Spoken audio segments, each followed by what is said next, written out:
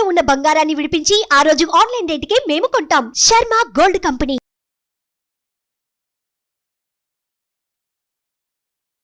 నమస్కారం, welcome to Suman TV. ఈ దశాబ్దంలోనే అతి ఎక్కువ నిడివి గల సూర్యగ్రహణం ఏర్పడబోతోంది. అది కూడా ఏప్రిల్ 8వ తారీఖున. పట్టుబిడుపు సమయాలు ఎప్పుడు ఉంటాయి? అసలు భారతదేశంలో ఉన్న వాళ్ళు నియమాలు పాటించాలా? ఏ విధమైన ఫలితాలు ఈ సూర్యగ్రహణం ఏ రాశుల వారికి ఎలా ఇవ్వబోతోంది? వీటి గురించి తెలుసుకుందాం. ప్రస్తుతం మనతో పాటు ఉన్నారు ప్రముఖ జ్యోతిషులు, తంత్రశాస్త్ర కోవిదులు డాక్టర్ ప్రదీప్ జోషి గారు. వారితో మాట్లాడి మరిన్ని విషయాలు తెలుసుకుందాం. గురుగారు నమస్కారం అండి. గురుగారు, ఏప్రిల్ 8వ తారీఖున అతిపెద్ద సూర్యగ్రహణం ఏర్పడబోతుందని విన్నాము. అంటే భారతదేశానికి ఉంటుందా ఉండదా? పట్టుబిడుపు సమయాలు ఏమిటి? అలాగే ఏ ఏ రాశుల వారికి ఎలా ఉండబోతోంది? ఈ వివరాలన్నీ తెలుసుకోవాలనుకుంటున్నాను. అచింత్య వ్యక్త రూపాయ నిర్గుణాయ గుణాత్మని సమస్త జగదాధార మూర్తయే బ్రహ్మణే నమః. ఇది సూర్య సిద్ధాంతంలో ఉండేటువంటి ప్రథమ మంగళాచరణ శ్లోకం. ఏమంటారు అంటే సమస్త జగదాధార మూర్తయే బ్రహ్మణే నమః అంటారు. సమస్త జగత్తుకి ఆధారం ఎవరు అంటే సూర్యుడే. ఆయన లేకపోతే మనం ఎవరం లేం. సూర్యుడు లేకపోతే గ్రావిటేషన్ లేదు, సూర్యుడు లేకపోతే ఇంకేం లేదు, ఇంకా మొత్తం అంతా కొలాప్సే. కాబట్టి మహాద్భుతమైన సూర్యమండలం నుంచి మన భూమికి రెగ్యులర్గా కిరణాలు అందుతున్నాయి కాబట్టి మనం అందరం బతుకుతున్నాం. ఈ భూమికి ప్రాణశక్తినిచ్చేది ఎవరు అంటే సూర్యుడే. ఈ సూర్యగ్రహణము యొక్క కిరణాలు రెగ్యులర్గా పడుతూ ఉంటాయి. అంటే ఒక యూనివర్సల్లో ఒక ప్రాసెస్ ఉంది. అంటే ఉదయం నుంచి సాయంత్రం వరకు సూర్యుడి కిరణాలు పడతాయి. ఇదంతా ఒక ప్రాసెస్. కానీ ఆల్ ఆఫ్ సడన్ గా స్ట్రక్ అయిపోతుంది.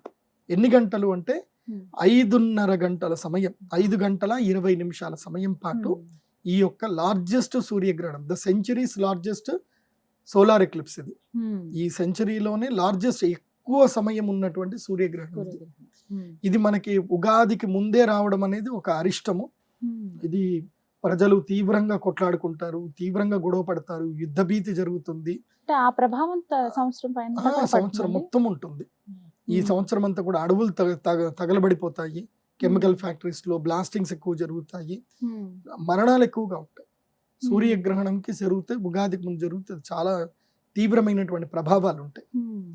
అయితే ఈ సూర్యగ్రహణం ఎక్కడ కనిపిస్తుంది అని అంటే మన భారతదేశంలో కనిపించదు. కాబట్టి అందరూ హాయిగా గుండెల మీద చేసుకోండి. ఇల్లు కడగాల్సిన పని లేదు. అందరికి ఉప్పు నీళ్లు పెట్టి ఇల్లు కడుక్కోవడము, తర్వాత ఆవకాయలలో దర్బలు వేయడాలు, అంటే ఇప్పుడు అక్కడ కనపడినప్పుడు ఇంకా మనం ఎలాంటి నియమాలు పాటించాల్సిన అవసరం లేదు. అందరూ మంచిగా పుష్టిగా భోజనాలు చేయొచ్చు, అందరూ హాయిగా తిరగొచ్చు, ఎవ్వరూ దేనికి భయపడాల్సిన అవసరం లేదు. ఈ సూర్యగ్రహణము మన భారతదేశంలో కనబడదు కాబట్టి మనకి వర్తించదు. అయితే గ్రహణము అనేటువంటిది పర్వకాలము. ఏంటి? పర్వకాలము. ఇది భూమండలంలో ఎక్కడ జరిగినా అది పర్వకాలమే, అది ముహూర్తం.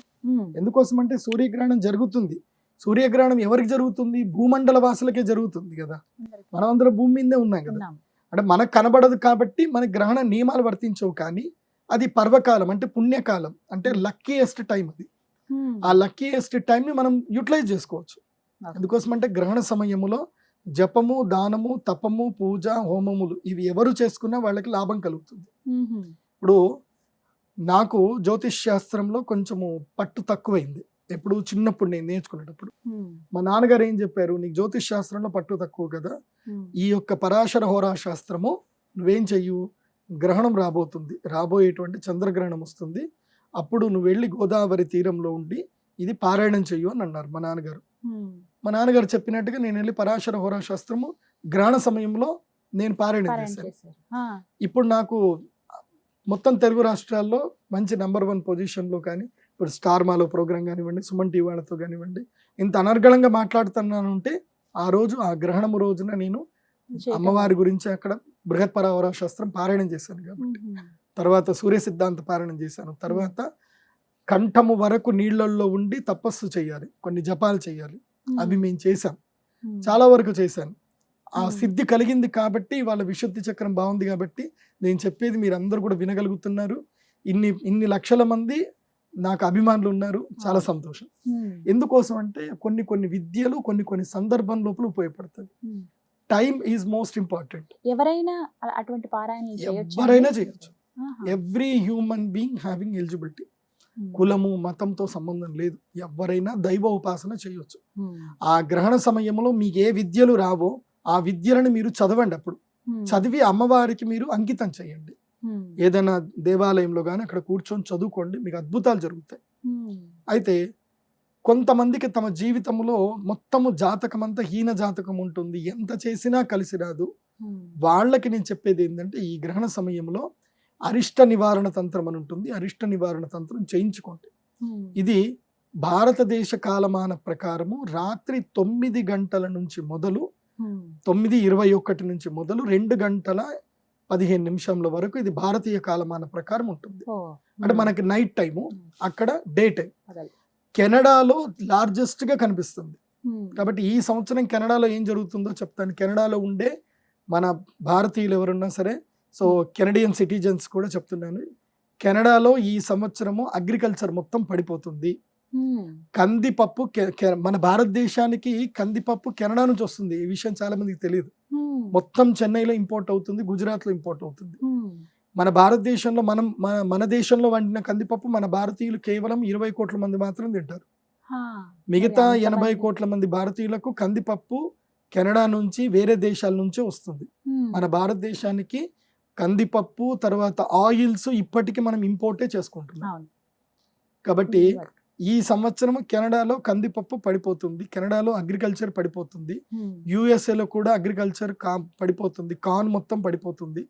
దీనితోటి అక్కడ కూడా ప్రైజెస్ బాగా ఎక్కువ అవుతుంది, మనకి ఇంపోర్ట్ తక్కువ అవుతుంది. కాబట్టి మన దగ్గర ఎక్స్పోర్ట్ తగ్గిపోతాయి. మన దగ్గర ఇప్పుడు బియ్యం ఎక్స్పోర్ట్ చేసే వాళ్ళు ఉండరు, ఎక్స్పోర్ట్ పడిపోతుంది ఈసారి. మళ్ళీ బియ్యం ఎవరైనా ఎక్స్పోర్ట్ చేయాలనుకుంటున్నారు అంటే తగ్గించుకోండి.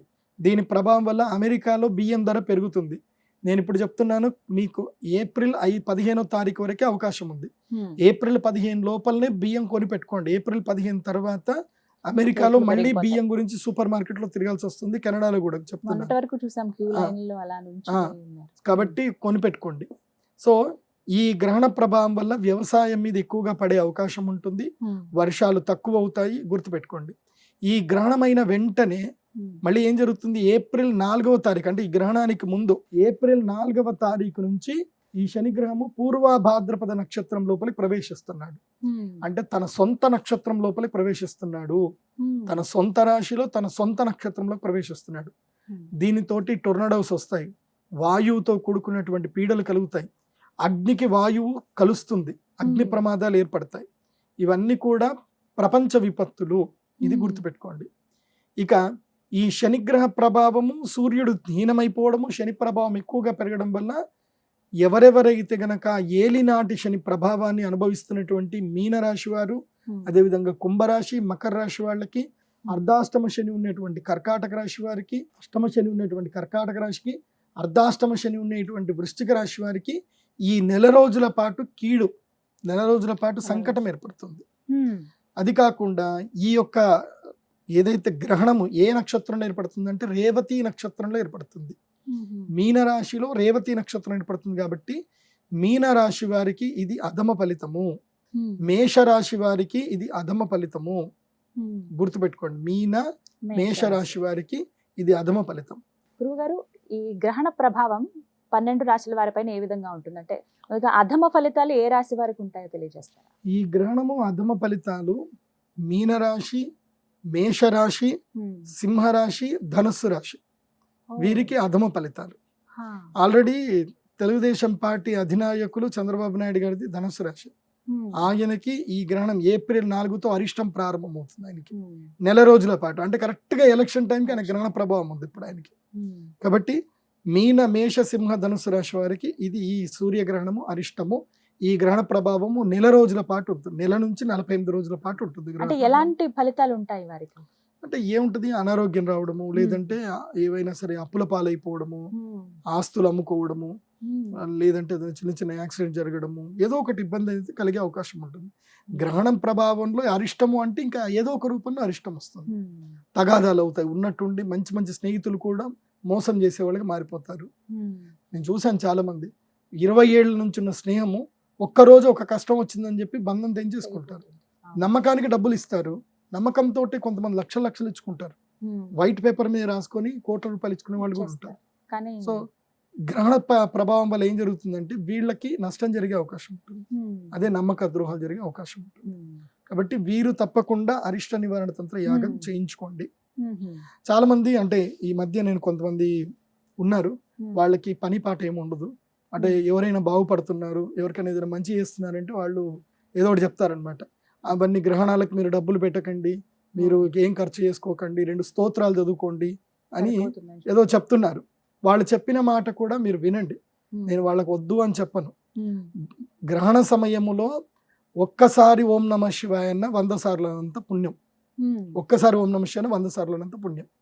కాకపోతే కృష్ణుడు ఉన్నాడు, కృష్ణుడు ఎవరు? భగవంతుడే. ఆయనకు ఒక గురువు ఉన్నాడా లేదా? విశ్వామిత్రుడంతటి గొప్పవాడు ఉన్నాడు.